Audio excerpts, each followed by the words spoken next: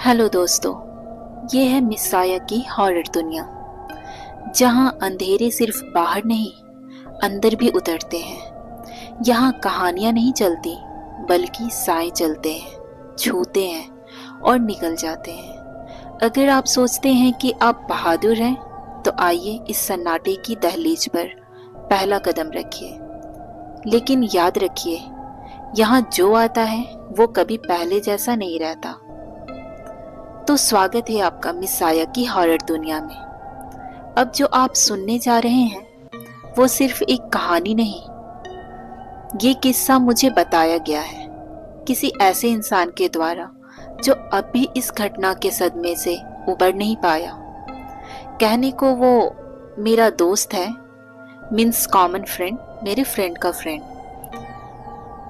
और इस कहानी में मैंने प्राइवेसी पर्पस से उनका नाम बदल दिया है।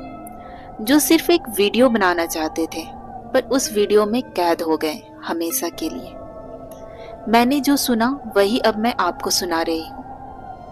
पर एक बात याद रखना, अगर आपको ये सब बस कहानी लग रही है तो हो सकता है अगला नाम आपका हो। तो चलिए बढ़ते हैं कहानी की ओर। वैसे तो दोस्तों, समुद्र की लहरें आमतौर पर सुकून देती हैं, पर भारत का एक बीच ऐसा है जहां लहरों की हर आवाज एक चेतावनी है। यह कहानी है गुजरात के दमस बीच की, जहां काली रेतों में दफन है सैकड़ों अनसुने रहस्य और कुछ ऐसी रूहें जो आज भी चैन से नहीं सोती। दमस बीच गुजरात के सूरत शहर से लगभग 20 किलोमीटर दूर स्थित एक समुद्र किनारा है। यहाँ का सबसे पहला रहस्य इसकी काली रेत है। जहाँ आमतौर पर समुद्र तटों पर सुनहरी रेत होती है, वहाँ दमस बीच की रेत कोयले जैसी काली है। स्थानीय मान्यता है कि ये रेत हजारों शवों की राख से बनी है, क्योंकि यह जगह सदियों से दाह स्थल रही है। कहते हैं मुगलों के समय में भी ये जगह शमशान के रूप में इस्तेमाल होती थी। यहाँ आग में जलाए गए शरीर हवा में गूंज बनकर लौटते हैं। कुछ पुरानी लोक कथाएं बताती हैं कि इस बीच पर एक साधु समाज रहता था जो तांत्रिक क्रियाएं किया करते थे।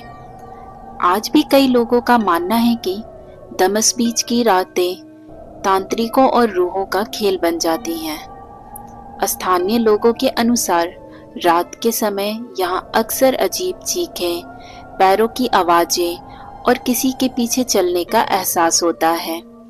कई बार लोगों ने बताया है कि उन्होंने सफेद साड़ी पहनी औरतों को रेत में घूमते देखा, जिनका कोई चेहरा नहीं था।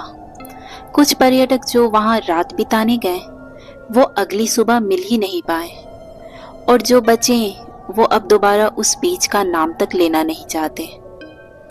यहाँ गवर्नमेंट की वार्निंग भी है। स्थानीय प्रशासन ने कई बार चेतावनी जारी की है, रात 8 बजे के बाद दमस बीच पर ना जाएं। पर सच्चाई ये है कि यहाँ हर साल कुछ लोग डर और रहस्य को चुनौती देने आते हैं और कुछ लोग फिर कभी नहीं लौटते। कुछ लोग कहते हैं यहाँ इलेक्ट्रोमैग्नेटिक फील्ड बहुत तेज है, इसलिए इंसान भ्रम का शिकार हो जाते हैं। पर कुछ लोग मानते हैं कि दमस बीच अब भी उन आत्माओं की बस्ती है जिनका अंतिम संस्कार अधूरा रह गया, जो अपनी आखिरी बात कहे बिना इस दुनिया से चले गए। अब आप सोच रहे होंगे, क्या यह सिर्फ एक कहानी है? तो बिल्कुल नहीं, यह एक सच्ची घटना, एक आप बीती है जिसने एक फिल्म मेकर की जिंदगी बदल दी। अर्जुन सिंह, जो भारत की हॉन्टेड जगहों पर डॉक्यूमेंट्री बना रहे थे, जब वह दमस बीच पहुंचे तो वह और उनकी टीम उस रात कुछ ऐसी घटनाओं का शिकार हुए जो शायद कोई और झेल ना पाए। उनके रिक्वेस्ट पे मैंने इस कहानी का शीर्षक रखा है। चूंकि वो एक फिल्म मेकर थे तो उन्होंने रिक्वेस्ट किया था कि मैं इसे एक स्टोरी की तरह सुनाऊं।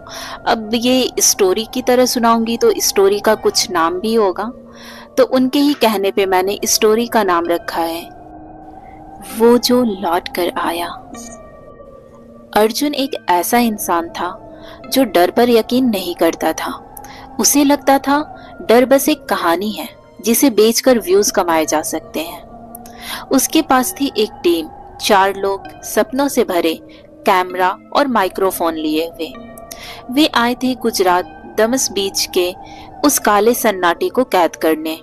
लेकिन जो उन्हें पता नहीं था वो ये कि वे किसी कहानी को नहीं बल्कि किसी साए को छूने जा रहे थे। अर्जुन की टीम के सारे कैरेक्टर्स के बारे में मैं थोड़ा आप लोगों को इंट्रोड्यूस कर दूं, फिर कहानी में आगे बढ़ती हूँ। Arjun documentary film maker, team का लीड था वो। Riya camera woman, logical and bold. Vikram sound engineer, humorous but scared easily. Naina researcher, spiritually sensitive. एक और कैरेक्टर है रामलाल, जो कि गांव वाला ही है, उसकी एंट्री बाद में होगी। तो चलिए मैं कहानी में आगे बढ़ती हूँ। एक एसयूवी गाड़ी सुबह के समय गुजरात के एक शांत गांव में प्रवेश करती है। गर्मी से झुलसे चेहरे वाले 4 लोग कैमरा बैग्स के साथ लोकल चाय की दुकान पर बैठे थे। वे थी अर्जुन की टीम। तभी एक बुजुर्ग आदमी सफेद दाढ़ी, लाठी, आंखों में डर और टीम की ओर आता है, जैसे वो उन्हें कुछ चेतावनी देना चाहता था। उस बुजुर्ग का नाम रामलाल था। रामलाल जैसे ही अर्जुन और उसकी टीम के पास पहुंचता है, वे बहुत ही धीरे स्वर में बोलते हैं, आप लोग दमस जा रहे हो ना? वहां सिर्फ रेत नहीं, राख भी है। अर्जुन मुस्कुराते हुए कहता है, बाबा आप डराने की कोशिश मत करो। हम मुंबई से आए हैं और ऐसे बहुत सी डरावनी जगहों पे हम जा चुके हैं, तो भूतों से तो डर बिल्कुल भी नहीं लगता। रामलाल ने कहा, मुंबई की रोशनी यहाँ कुछ नहीं कर पाएगी बेटा। जब अंधेरा खुद तुम्हारा पीछा करने लगे तो समझ जाना। और यह कहकर बूढ़ा मुड़ता है और धीरे धीरे चला जाता है। उसकी छड़ी की आवाज देर तक गूंजती रहती है। बुजुर्ग के जाने के बाद वे सब अपने में बिजी हो गए। चाय पीते पीते वे आसपास की चीजों को ऑब्जर्व कर रहे थे। तो पास में ही एक मंदिर था जिसके बाहर लगे पोस्टर पर लिखा था, रात के बाद यहाँ आना मना है। रिया मोबाइल पर बीच की फोटोज दिखा रही थी। विक्रम मजाक कर रहा था। नैना थोड़ी असहज दिख रही थी। और उस रात उन्होंने होटल में हंसी मजाक करते हुए काटी, पर उन्हें पता नहीं था कि कल सुबह उनके साथ क्या होने वाला है। एक चेहरा जो उनके ही बीच का है वो गायब होने वाला था। शाम ढल चुकी थी। टीम एक छोटी सी गेस्ट हाउस में रुकी थी जो बीच से करीब 3 किलोमीटर दूर था। विक्रम अपनी आदत की वजह से वो हमेशा मजाक ही करते रहता था। वो थोड़ा मजाकिया किस्म का था, तो वो मजाक कर रहा था। रिया की तो जान कैमरा में ही बसती है। वो अपना कैमरा सेट कर रही थी। नैना रिसर्च नोट्स देख रही थी और अर्जुन अपनी डायरी में कुछ नोट्स लिख रहा था। पर सब कुछ ठीक होते हुए भी कुछ था जो ठीक नहीं था। रात के करीब 2 बजे नैना की नींद खुली। दरवाजा थोड़ा खुला था। हवा नहीं चल रही थी, पर पर्दे हिल रहे थे और कहीं दूर से किसी के गाने की जैसी आवाज आ रही थी, या शायद किसी के रोने की। नैना धीरे से बोलती है, अर्जुन दरवाजा क्यों खुला है? अर्जुन सोते हुए ही बोलता है, क्या? नहीं, मैंने तो बंद किया था। वो उठते हैं और बाहर देखते हैं। कोई नहीं, पर कॉरिडोर की लाइट्स हल्की हल्की झपक रही थी। नैना बोलती है, मुझे अजीब लग रहा है, इस जगह में कुछ तो है। नेक्स्ट मॉर्निंग सुबह 5 बजे टीम निकलने को तैयार होती है। उन लोगों ने सोने से पहले ही रात में प्लानिंग कर लिया था कि मॉर्निंग में 4 बजे उनका पहला शूट होगा बीच पर, इसलिए टीम निकलने को तैयार होती है। पर जब गाड़ी स्टार्ट करने की बारी आती है, अर्जुन घबराकर, विक्रम कहाँ है? सब लोग विक्रम को इधर उधर ढूंढने लगते हैं, पर विक्रम उनके साथ नहीं था। तब रिया बोलती है, मैं उसका कमरा चेक कर आती हूँ। जब वो उसके कमरे में जाती है तो कमरा खुला हुआ होता है, पर खाली था। उसका फोन, बैग और जूते वहीं पड़े थे, पर विक्रम नहीं था। रिया कमरे में अंदर जाकर आवाज लगाती है, पर विक्रम नहीं था वहां। उसने सोचा कहीं वॉशरूम में तो नहीं। वो वॉशरूम भी चेक करने जाती है, पर वॉशरूम भी खुला पड़ा था। वो वापस आ जाती है। विक्रम गायब हो चुका था। विक्रम के जाने के बाद कैमरे अब भी थे, आवाज अब भी थी, पर किसी की परछाई अब हर फ्रेम में थी। सुबह होते ही पूरा माहौल बदल चुका था। वो टीम जो कल तक हंस रही थी, आज डर के साए में सिमट गई थी। विक्रम का फोन कमरे में था, बटुआ, कैमरा, बैग सब कुछ वैसे ही था, पर वो कहीं नहीं था। गेस्ट हाउस के मालिक से पूछने पर उसने कंधे उचकाते हुए कहा, मुझे कुछ नहीं पता, मैंने उन्हें कहीं निकलते नहीं देखा। गेस्ट हाउस के मालिक से लेकर आसपास के दुकानदार तक किसी ने कुछ नहीं देखा। नैना का चेहरा पीला पड़ चुका था। रिया को देखकर लग रहा था बस वे रोने ही वाली है, पर अर्जुन, उसने खुद को संभाल लिया या शायद मजबूर कर लिया। अर्जुन विक्रम का कमरा देखने लगा, टेबल पर रखे फोन और बैग। विक्रम के मोबाइल स्क्रीन पर लास्ट कॉल 3 AM जो कि एक मिस्ड कॉल था, दिख रहा था। यह देखने के बाद अर्जुन बालकनी से दमस बीच की तरफ देखने लगा। उसके चेहरे पर एक मिश्रित भाव थे, डर और जीत का। तभी रिया आती है और कहती है, अर्जुन हमें पुलिस में रिपोर्ट करनी चाहिए, यह मजाक नहीं है। अर्जुन भी गंभीर होकर कहता है, हम रिपोर्ट करेंगे, पर विक्रम भागा नहीं है, वो कहीं गया है और मुझे यकीन है हमें बीच पर कुछ मिलेगा, शायद कोई क्लू।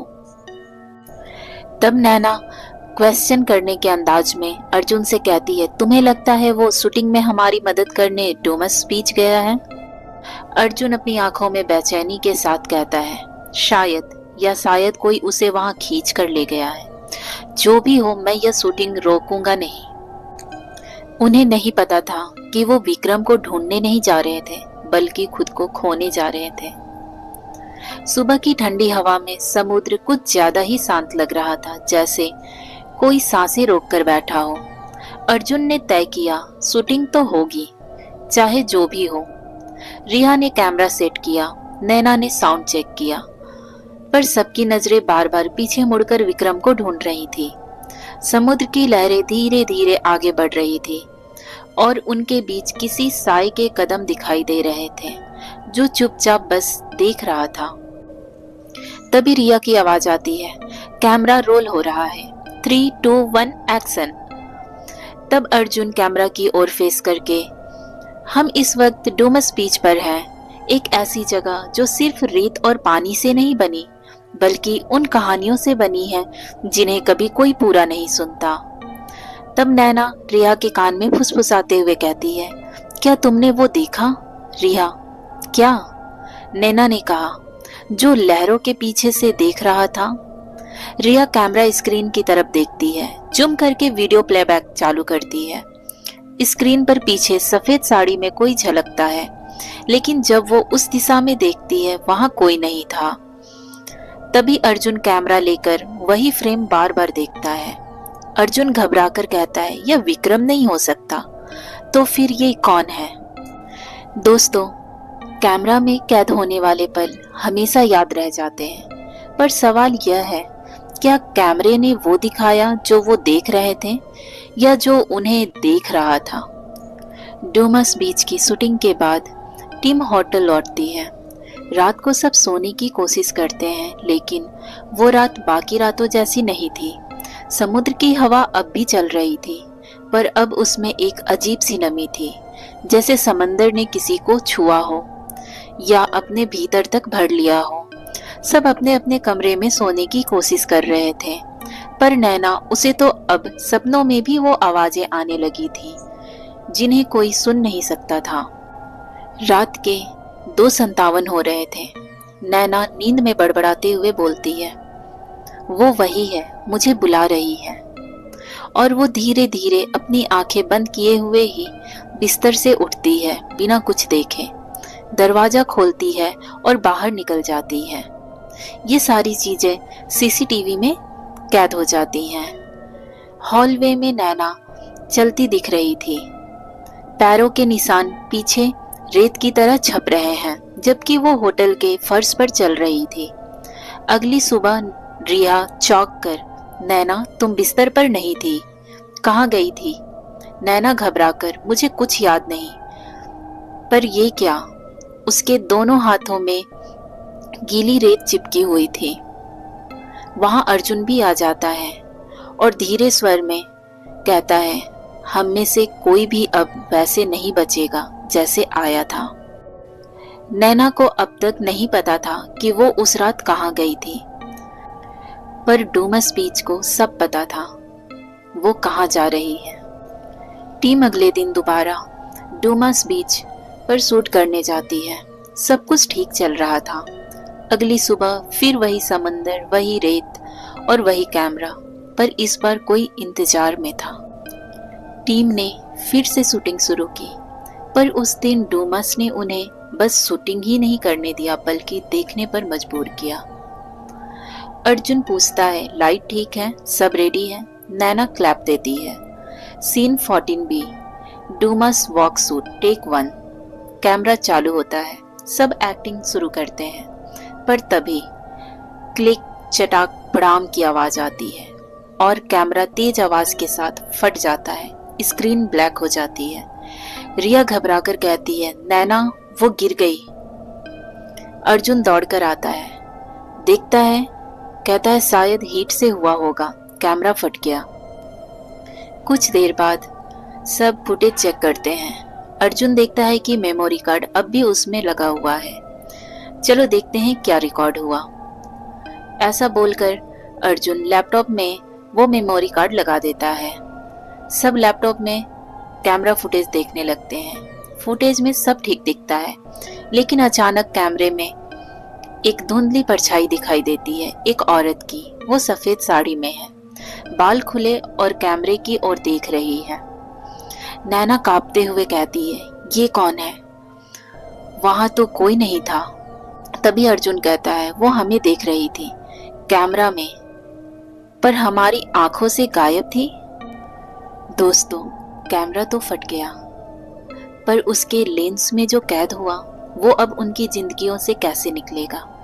दोस्तों, मुझे पता है यह कहानी अब उस मुकाम पर है जहां आप भी सोच रहे होंगे, क्या ये टीम सिर्फ डॉक्यूमेंट्री बना रही है या किसी और की स्क्रिप्ट पर एक्ट कर रही है? दोस्तों, कुछ डर किताबों में नहीं होते, वो जमीन पर चलते हैं। रेत के हर कण में एक चीख छुपी होती है और इस बीच के हर लहरों पर एक अनसुनी कहानी है।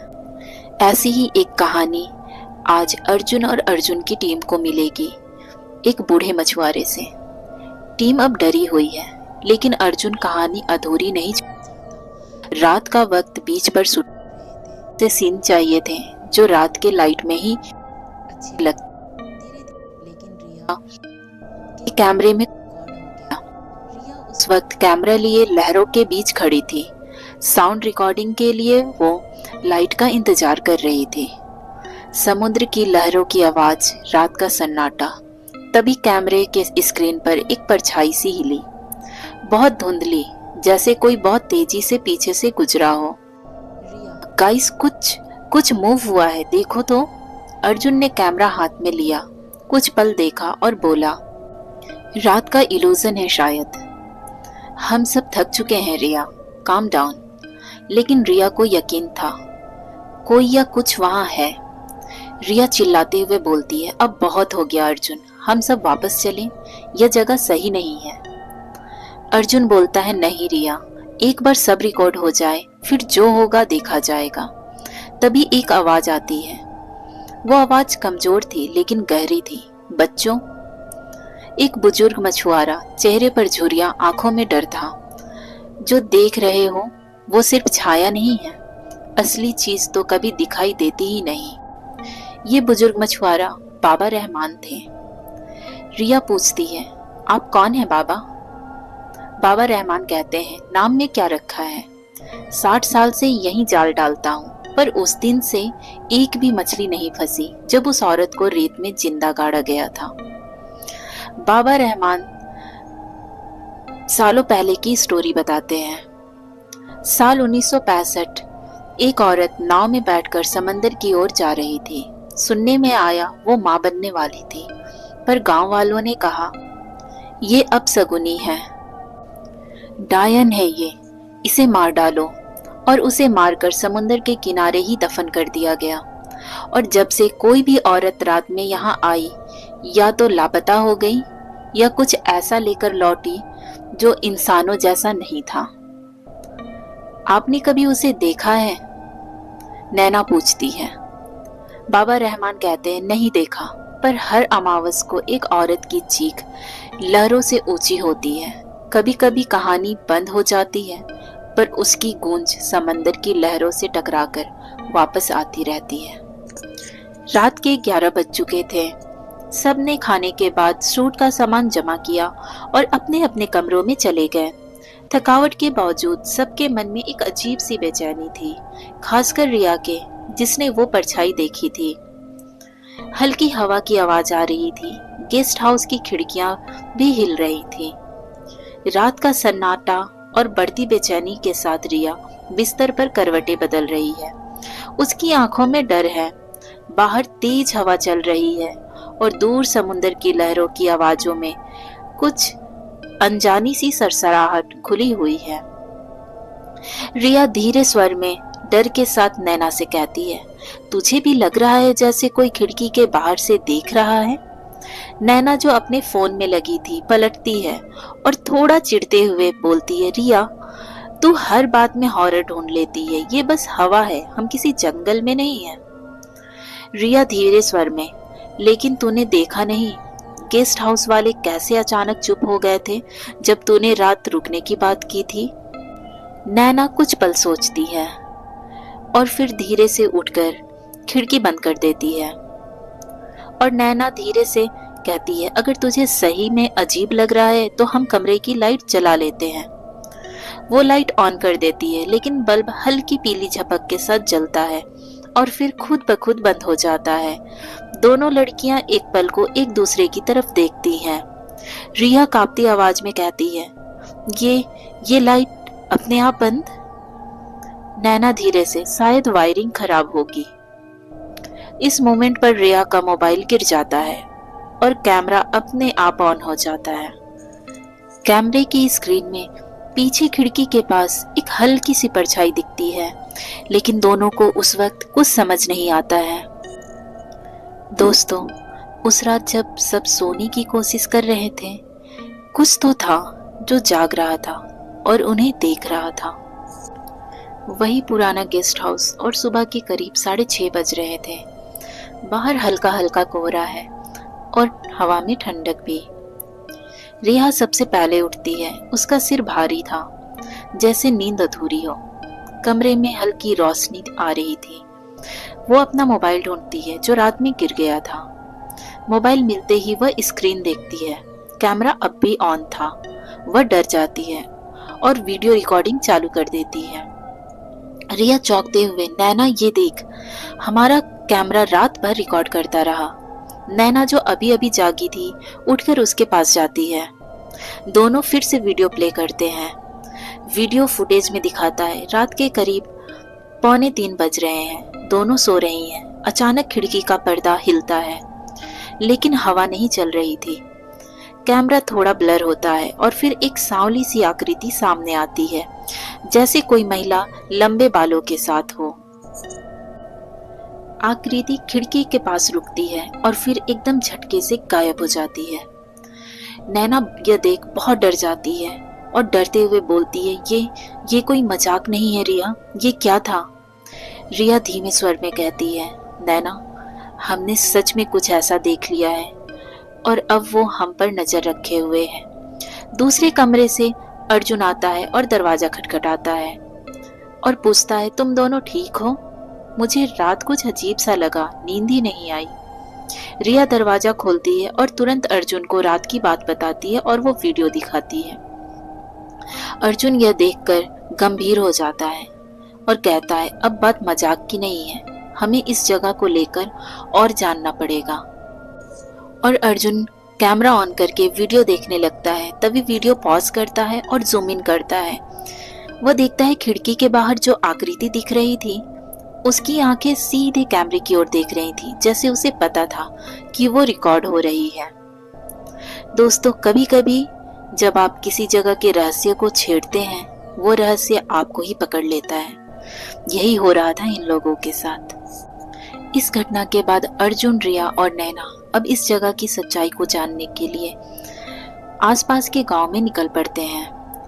लोग अब भी उनसे दूरी बना रहे हैं। कोई भी उनकी आंखों में आंखें डालकर बात नहीं करना चाहता।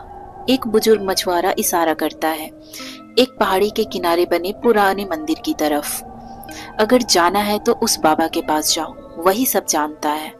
उस मछुआरे से मिली इस जानकारी के बाद उन्होंने इशारों इशारों में ही मछुआरे को धन्यवाद कहा और निकल पड़े उस मंदिर की तरफ। थोड़ी चढ़ाई चढ़ने के बाद उन्हें पुराना मंदिर दिख गया।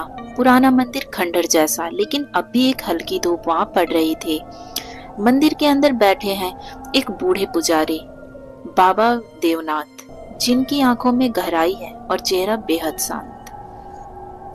बाबा उन्हें देखते ही इशारों में ही उन्हें बैठने को कहते हैं, लेकिन वो अपनी आंखें अभी भी बंद रखे हुए हैं। अर्जुन बहुत ही नरमी से बाबा से कहता है, बाबा हमें बताइए इस जगह पर ऐसा क्या है, हमने कुछ बहुत अजीब देखा है। बाबा देवनाथ बिना आंखें खोले बोलते हैं, तुम लोग उसी जगह रुके हो जहां वो हुआ था, जहां आत्माओं ने चीखें मारी थी और जहां अब भी वो गूंजती हैं।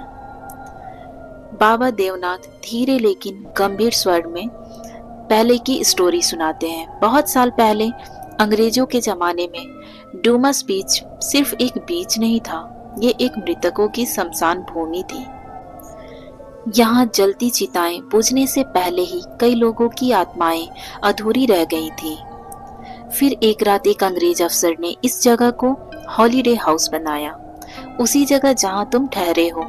लेकिन एक रात उसका पूरा परिवार उसी घर में गायब हो गया। लोग कहते हैं वो आत्माएं अब भी उसी घर में फंसी हैं और अब कोई आउटसाइडर वहां रुकता है, वो उसे देखकर जाग जाती है। नैना डर से कांपती हुई, क्या मतलब बाबा, वो आत्माएं हमें नुकसान पहुंचा सकती है? बाबा आंखें खोलकर गहराई से देखते हुए कहते हैं, नुकसान? नहीं, बिल्कुल नहीं।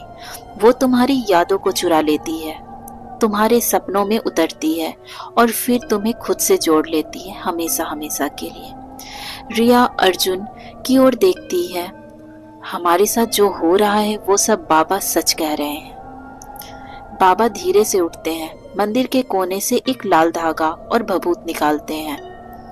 अगर वहां वापस जाना ही है तो इसे अपने पास रखना, लेकिन याद रखना अब तुमने जो देखा है वो तुम्हें देख भी चुकी है। अर्जुन बाबा का लाल धागा हाथ में लिए गाड़ी की ओर बढ़ता है। पीछे से मंदिर की घंटियां अपने आप बजने लगती हैं और बाबा की आवाज गूंजती है, जो रास्ता तुमने चुना है उसमें पीछे मुड़ने का कोई विकल्प नहीं। अर्जुन मंदिर की ओर देखता है और प्रणाम करता है और वो तीनों वहां से निकल पड़ते हैं। दोस्तों, अब ये सिर्फ एक रहस्य नहीं, एक जिंदा कहानी बन चुकी है, जिसमें हर जवाब से पहले एक नया डर है। रात के 9 बज चुके थे और तीनों, अर्जुन, नैना और रिया, बाबा से भभूत लेकर और लाल धागा लेकर वापस उसी हॉलीडे हाउस में वापस आते हैं, जिसे वे गेस्ट हाउस समझकर रुके थे। रिया के चेहरे पर बेचैनी थी, पर वो कुछ नहीं बोल रही थी, और नैना को लग रहा था जैसे कुछ तो उसके कानों में लगातार फुसफुसा रहा हो। उनके आते ही घर में अजीब घटनाएं शुरू हो जाती हैं। लाइट एक झटके में बुझ जाती है, रेडियो अपने आप चालू हो जाता है, उसमें पुराने अंग्रेजी गाना बज रहे होते हैं। खिड़कियों से परछाइयां झांक रही थी। नैना को सामने दीवार पर कोई उल्टे अक्षरों में लिखा दिखता है, सी इज माइन। अर्जुन डरते हुए, रिया तुम ठीक हो ना? कहीं से कोई जवाब नहीं आता। नैना और अर्जुन पूरे घर में रिया को खोजने लगते हैं। अर्जुन को दिखता है कि ऊपर की मंजिल पर एक कमरा है, जिसे उन्होंने पहले कभी खुला नहीं देखा या फिर उन्होंने खोला भी नहीं, लेकिन आज वो खुला पड़ा था। वो जैसे ही दरवाजे के पास पहुंचते हैं, अचानक से तेज हवा का झोंका आता है और दरवाजा अपने आप बंद हो जाता है। नैना नीचे से चिल्लाती है, रिया रिया कहाँ हो तुम, प्लीज आवाज दो। तभी अर्जुन के मोबाइल पर एक मैसेज आता है, वो भी रिया के नाम से, पर नंबर अननोन था। उस मैसेज में लिखा था, don't look for her, she belongs here now.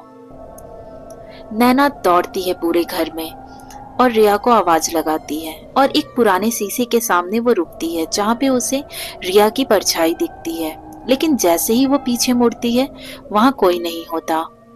घर की दीवारों से जैसे सिसकियां और चीखें निकल रही हों।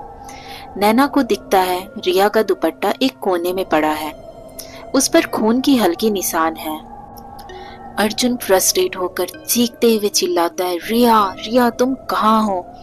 तभी पूरे घर में एक भयानक सी हंसी गूंजती है और दीवार पर लिखा उभरता है, you brought her back, she is not living again.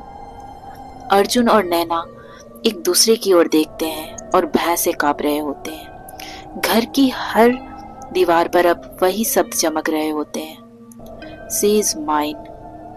और रिया की भी हल्की धीमी और दर्द भरी आवाज पूरे घर में आ रही होती है, प्लीज मुझे बचाओ बचाओ। लेकिन दोस्तों, जो खो गया है वो शायद अब कभी नहीं मिलेगा, लेकिन खेल अब शुरू हुआ है और अगली बारी शायद तुम्हारी हो। चलिए स्टोरी में आगे बढ़ते हैं। रिया के गायब होने के बाद नैना और अर्जुन पूरी तरह डर चुके थे, लेकिन उसी रात नैना को एक सपना आता है जिसमें रिया किसी किताब की ओर इशारा कर रही होती है।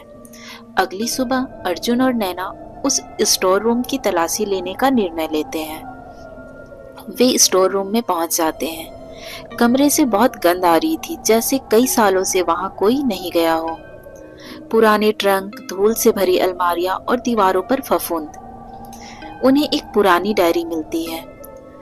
लाल रंग का चमड़े का कवर था, ऊपर उर्दू में कुछ लिखा था। अंदर पहले पन्ने पर नाम था रिया वर्मा 2015। नैना घबराकर, ये कैसे हो सकता है, रिया ने तो हमें बताया था कि वो यहाँ पहली बार आई है। और वो यह कहकर डायरी पढ़ने लगती है। उसमें लिखा था, ये जगह मुझे बार बार खींचती है, पता नहीं क्यों। सपनों में वही घर, वही समुद्र और वही खिड़की नजर आती है, और एक लड़की जिसकी आंखें बिल्कुल मेरी जैसी है। क्या मैं यहाँ पहले भी आ चुकी हूँ? पिछली बार जब मैं यहाँ आई थी तब भी कुछ अजीब हुआ था। एक दरवाजा था जो किसी और ही दुनिया में खुलता था। किसी ने कहा वो तुझे फिर से यहाँ बुलाएगा। नैना और अर्जुन को अब ये समझ में आता है कि रिया पहले भी ड्यूमास बीच आ चुकी थी, शायद किसी और जन्म में या फिर अपने पास्ट लाइफ में। और गहराई से पढ़ने पर डायरी के बीच के पन्नों में एक नक्शा था जिसमें घर के अंदर ही शैडो रूम दर्शाया गया है और उसमें एक चेतावनी भी लिखी है, अगर वो दरवाजा खुल गया तो आत्मा आजाद हो जाएगी। अर्जुन कांपती आवाज में कहता है, मतलब रिया को इस आत्मा ने बुलाया था और वो अब। नैना चुप थी, उसकी आंखों में आंसू थे और डर भी। दोनों जैसे ही डायरी के अंतिम पन्ने पर पहुंचते हैं, वो पन्ना अपने आप जलने लगता है और वहां सिर्फ एक शब्द जलकर छूटता है, रन। दोस्तों, जब सच सामने आता है तो वो तुम्हें नहीं छोड़ता। अब वो उन्हें खोजेगा जो बचे हैं और अगला दरवाजा खुलने ही वाला है।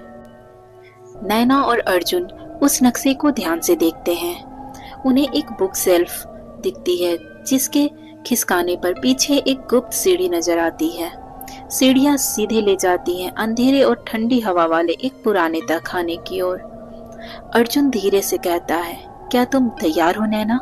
नैना कहती है, अब रुकने का वक्त नहीं है, रिया को ढूंढना ही होगा। नीचे एक लोहे का दरवाजा था जिस पर जंग लगा हुआ था, लेकिन उस पर हाथों के निशान बने हुए थे, जैसे कोई बार बार बाहर निकलने की कोशिश कर रहा हो। दरवाजे पर एक उर्दू श्लोक लिखा था, जिसे मैं आपको हिंदी में बताती हूँ। लिखा था, जिन्हें मृत्यु भी नहीं रोक सकी उन्हें मत जगाना। अर्जुन उस दरवाजे को खोलता है। कमरा बहुत बड़ा नहीं था, लेकिन दीवारों पर अजनबी आकृतियां उकेरी हुई थी, जैसे आदिम भाषा में कोई कहानी कह रहा हो। बीच में एक गोल दायरा था, चारों ओर राख और दीपक थे, और दीवार पर रिया की एक तस्वीर टंगी थी। नैना यह सब देख हैरान हो जाती है और बोलती है, ये कैसे हो सकता है? ये तस्वीर अभी की है। उसी समय कमरे की बत्तियां जल जाती हैं खुद ब खुद, और दीवार से एक परछाई अलग होकर खड़ी हो जाती है और फुसफुसाती है, जिसे एक बार बुलाया गया वो अब वापस नहीं जा सकता। वो यहाँ थी, है और हमेशा यहीं रहेगी। कमरे के दीपक अपने आप जलने बुझने लगते हैं। दीवार से खून की बूंदें टपकती हैं, जमीन से तेज हवाएं उठने लगती हैं और रिया की आवाज गूंजती है, मुझे बचाओ। अर्जुन डरते हुए, नैना हमें यहाँ से निकलना होगा। लेकिन जैसे ही वो भागने लगते हैं, दरवाजा अपने आप बंद हो जाता है। अब नैना और अर्जुन शैडो रूम में फंस चुके थे। वो देखते हैं दीवार पर धीरे धीरे शब्द उभर रहे हैं और लिखा है, नेक्स्ट इज यू। नैना की आंखों में खून आ जाता है। वो चिल्लाती है, रिया, पर रिया की कोई आवाज वापस नहीं आती। सिर्फ आवाजें, सिसकियां, परछाइयां और बंद दरवाजा जो हमेशा के लिए बंद हो गया था। दरवाजा बंद होते ही कमरे में हवा अचानक तेज चलने लगती है। कमरे में लगे सारे दीपक एक एक करके बुझने लगते हैं। दीवारों से काली परछाइयां बाहर निकलने लगती हैं, जैसे कोई पुराने जमाने की आत्मा जाग चुकी हो। नैना घबराकर, ये क्या हो रहा है अर्जुन? अर्जुन अचानक रुक जाता है। उसकी आंखें ऊपर की ओर घूमने लगती हैं। उसकी गर्दन पीछे की ओर झुक जाती है, जैसे किसी अदृश्य शक्ति ने उसे जकड़ लिया हो। नैना चीखती है, अर्जुन नहीं। चिल्लाते हुए नैना अर्जुन की ओर दौड़ लगा देती है, पर एक काली परछाई अर्जुन के ऊपर कूद जाती है। अर्जुन जमीन पर गिर जाता है बेजान। नैना तुरंत उसके पास एक लकड़ी जल रहा था, उसे उठाती है और पूरी ताकत से उस परछाई पर वार करती है। चीख, बहुत भयानक चीख, जैसे 100 आत्माओं की आवाज एक साथ निकली हो। कमरे की सारी परछाइयां सिकुड़कर वापस दीवार में चली जाती है। आग भी अचानक बुझ जाती है। अब कमरे में केवल धुआं, और जैसे लग रहा था कि रिया की टूटी फूटी सांसें बची हों। नैना अर्जुन के पास जाती है। वो अभी भी सांस ले रहा था, लेकिन बेहोश था। नैना धीरे स्वर में कहती है, मैं तुम्हें कुछ नहीं होने दूंगी, मैं यहाँ हूँ। वो उसे जैसे तैसे खींचकर कमरे के एक कोने में लाती है, जहाँ एक पुराना टेबल पड़ा था। हटा देती है। उसी टेबल पर पड़ी हुई एक पुरानी डायरी अचानक खुल जाती है, जैसे किसी ने जानबूझकर उसे नैना के सामने खोला हो। नैना झुककर उसे पढ़ने लगती है।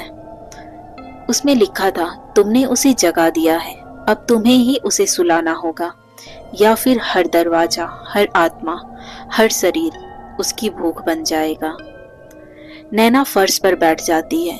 उसके चारों ओर अंधेरा था, पर अर्जुन अभी भी बेहोश पड़ा था और दीवारों पर परछाइयां फिर से धीरे धीरे बनने लगती हैं। पर अब कमरा बिल्कुल शांत था, जैसे किसी ने उन परछाइयों को चुप करा दिया हो। नैना के हाथ में डायरी थी। वो कांप रही थी और बहुत दुखी मन से सोचती है, पहले तो विक्रम गायब हो गया और उसका कुछ पता भी नहीं चला, और अब रिया भी नहीं रही, पर मैं अर्जुन को कुछ नहीं होने दूंगी। तभी नैना के सामने अचानक एक दृश्य चमकता है, किसी और की आंखों से। कुछ दिन पहले का समय दिखाया जाता है। विक्रम अकेले ही रात को बीच पर निकला था, क्योंकि उसने सुना था कि उस पुरानी लाइट हाउस में कोई छिपा खजाना है। वो वहां गया और वहीं उसे एक पुराना पेंडुलम दिखा जो बिना रुके हिल रहा था। विक्रम डरते हुए, कौन है वहां? तभी एक परछाई सामने आई। काली, ऊंची, चेहरा अस्पष्ट था, और तभी सब कुछ काला हो गया।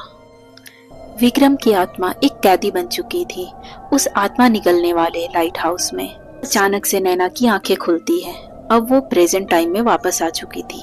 नैना हाफते हुए इधर उधर देखती है। उसे समझ आता है, यहाँ कोई आत्मा नहीं है, यह पूरा लाइट हाउस एक जीवित श्राप है जो लोगों की आत्मा निकलता है और उन्हें सदियों तक अंदर कैद रखता है।